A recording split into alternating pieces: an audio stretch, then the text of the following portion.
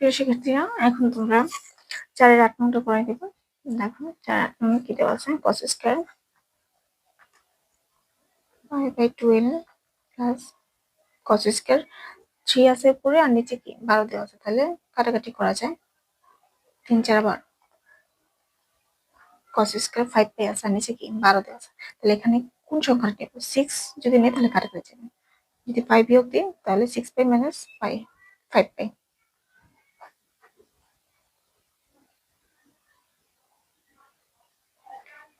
6π plus π তাহলে 7π।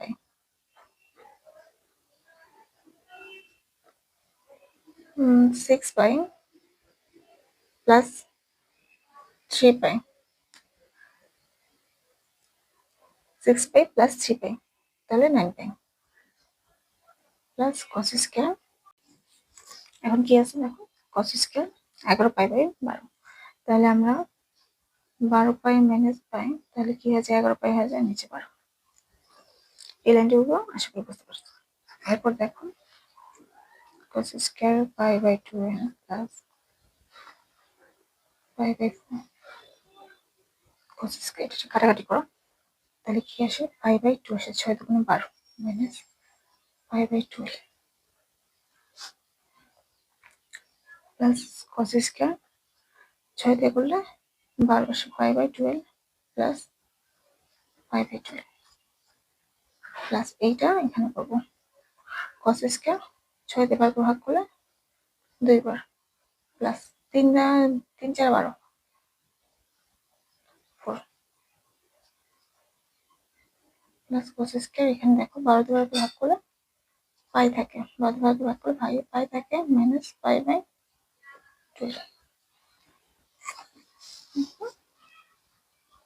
এইটুকু বুঝতে পেরেছো।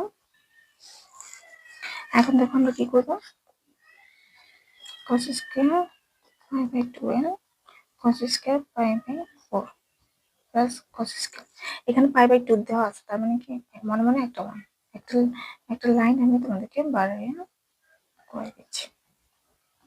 cos স্কয়ার, তাহলে এখানে মনে মনে 1,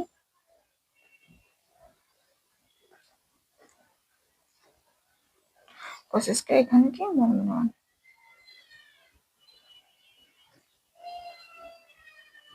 এখানে কি হবে, অবশ্যই 2 হবে, 2 × π/2। দেখো যেহেতু π/2 বানাতে হবে সেজন্য π/2 বানিয়ে ফেলছি। তারপর লাইনে আসি আমরা, এটাও রেখে দিয়ে এটা একবারে করবো।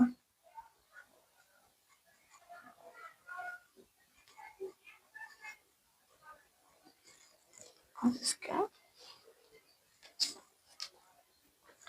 দেখো এখানে কয়বার ঘোরাতে হবে, যতগুলো একবার ঘোরাতে হবে, তো একবার করে মাইনাস এখানে এই ঘর, তাহলে cos এর ঘরে পড়ছে, কিন্তু বিজোড় সংখ্যা থাকার কারণে cos কি হয়ে যাবে, sin হয়ে যাবে। তো আমরা এখানে কি লিখবো, সরি cosটাকে লিখে ফেলেছি, তাহলে sin স্কয়ার π/12। তারপর দেখো প্লাস চিহ্ন, তো এটা কি আছে দেখো cos 1 আছে, তাহলে একবার ঘোরাও, ঘোরানোর পর কোনটা করবো, এটা ঘোরানোর পর যদি প্লাস এই পাশে এসে পড়ছে, তো আমরা এই পাশে আনলে এই পাশে কি cos এর ঘর নেই, কিন্তু স্কয়ার থাকার কারণে cos এ যাবে, কিন্তু cos এর থাকার জন্য মাইনাসটা প্লাস হয়ে যাবে, কিন্তু 1 থাকার কারণে এটা কি হয়ে যাবে, sin স্কয়ার হয়ে যাবে। cos আপনার সেম, কতবার ঘোরাবো, একবার ঘোরাবো, cos কি হয়ে যাবে, sin হয়ে যাবে, আর স্কয়ার থাকার কারণে বিজোড় মানে মাইনাসটা প্লাস হয়ে যাবে, sin স্কয়ার π/4 প্লাস। এখন cos আমরা কবে ঘোরাবো, তাহলে হতো আমি 0 ঘুরাই 1 2 পিছন মাইনাস এদিকে, তো মাইনাস ছিল, মাইনাসের কারণে কি হয়ে যাবে, স্কয়ার থাকার কারণে মাইনাস ছিল হয়েছে, স্কয়ার থাকার কারণে প্লাস হয়ে যাবে, আর জোড় থাকার কারণে cos স্কয়ার π/2। শিক্ষার্থীরা দেখো আমাদের এই মানগুলো আমরা পেয়েছি। এখন দেখো সূত্রে যাই, sin স্কয়ার π/12 আছে, আবার এখানে cos square π/12, sin square plus cos square সূত্র কি আমরা কি জানি 1,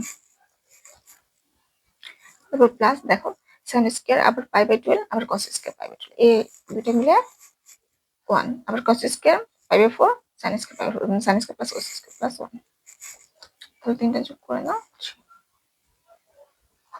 আশা করি তোমরা বুঝতে